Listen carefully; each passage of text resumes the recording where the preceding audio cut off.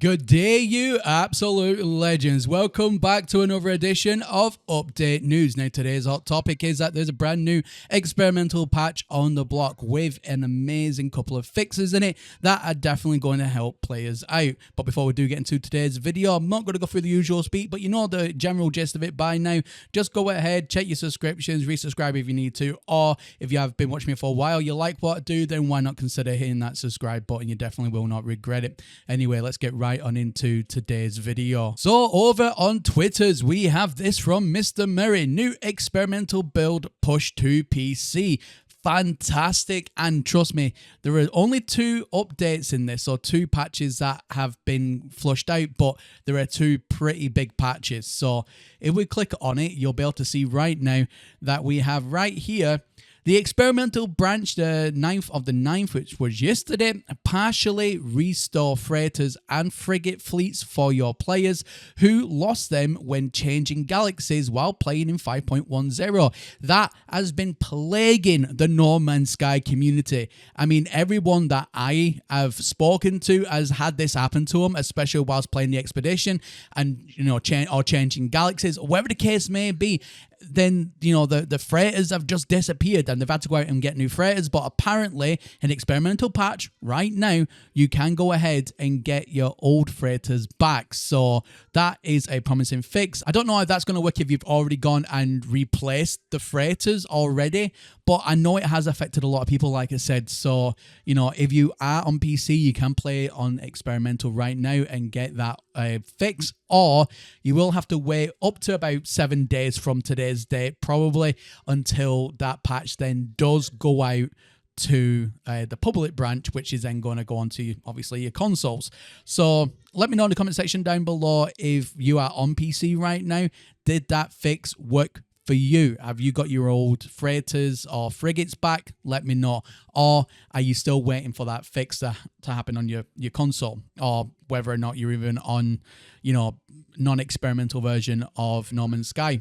Let me know. So the next one is fix a crash that can occur when playing the PlayStation 4 version of the game on a PlayStation 5 console. Now, ladies and gentlemen, again, another really good fix. Now, I've seen it myself in my comment section saying, well, look, you know, I'm playing the PlayStation 4 version and it's crashing. You can't really do much in the game.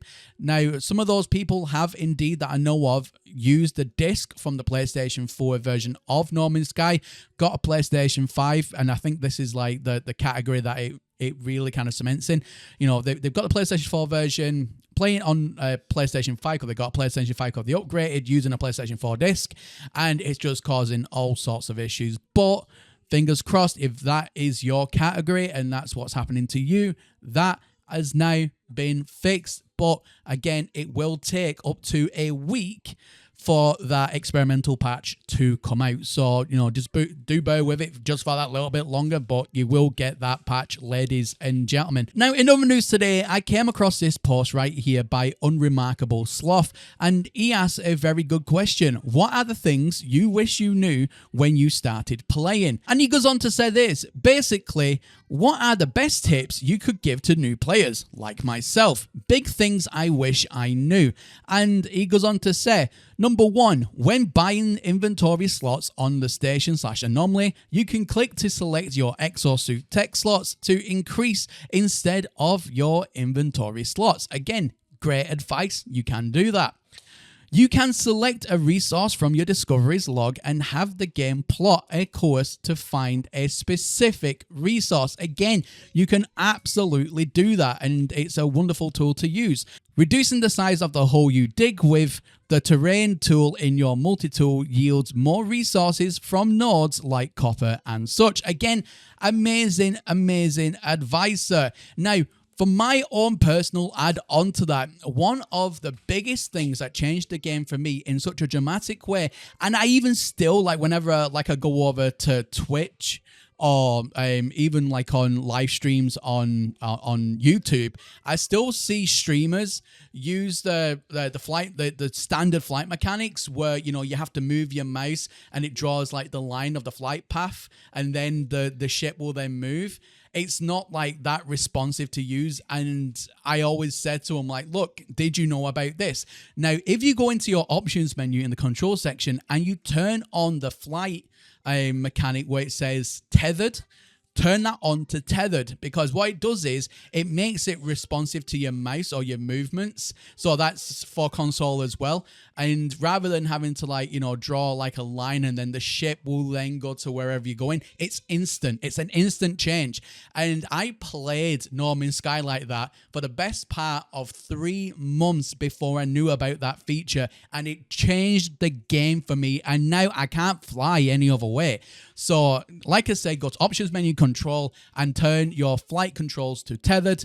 Thank me later. Now, Iron Man put this: you can place a guide marker with a scan tool. Use your Starship collection as storage containers. So that's absolutely a big one there, because you can land as many ships as you have in your inventory on a planet, and you can go jump in and out of them, make them the default Starship, and then load your inventory into them. And you can do that with all available 12 slots that you currently have as a max limit of Starship. So again, fantastic. Summon when needed. Teleporters at space stations are your friend. Use them whenever possible. Absolutely. Using landing locations that flash the rings don't cost fuel to launch. That is correct. So if you go ahead and you land on a planet where it has physical like landing spots, so a good one for them are like outposts, and you can land physically at the location, and yeah, just land on them. It don't cost you anything to take back off, so you save a little bit there. There is buried technology at every drop pod location. There is. And rust metal refines to ferrite.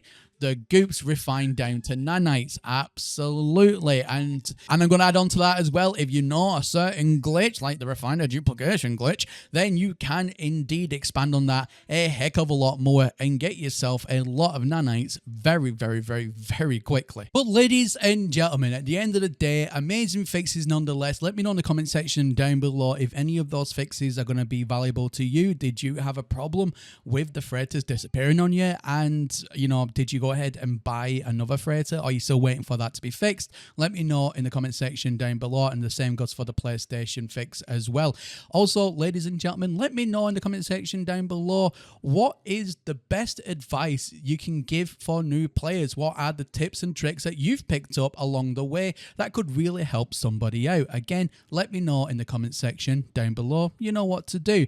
And ladies and gentlemen, before I do let you go here today, I just want to say a massive thank you to my recent Patreon members. And if you want to go down that route today and support the channel, you can do so by doing what they've done and click on the Patreon link in the video description down below. It starts off as a completely free tier and goes up in additional tiers after that. And there's no obligation to keep it as well. You can cancel at any time, but anything that I do get from the Patreon goes right back into the channel, and it really is a massive help. Also, as benefits, you will get exclusive videos that I don't have on YouTube posted currently as unlisted, so you will be able to see all of those as well. So if you are interested in that, then you can go ahead, like I said, click on my Patreon link in the video description down below, and a big thank you in advance from myself for doing so.